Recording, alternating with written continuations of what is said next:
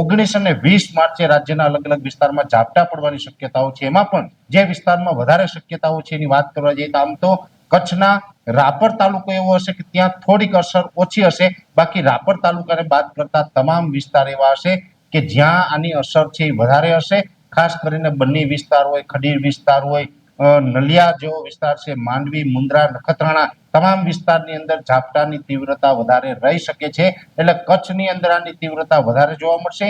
બીજા નંબર ઉપર હશે ઉત્તર ગુજરાતના અમુક જિલ્લા, જેની અંદર બનાસકાંઠા, વાવ, થરાદ, પાટણ જિલ્લો, આ 3 જિલ્લા એવા હશે કે એમાં તીવ્રતા વધારે રહેશે।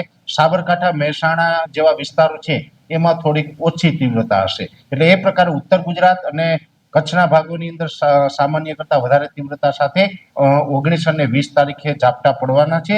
એવી જ રીતે સૌરાષ્ટ્રની વાત કરવા જઈએ તો સૌરાષ્ટ્રમાં પણ છૂટાછવાયા અનેક વિસ્તારની અંદર માવઠાના ઝાપટા પડવાના છે।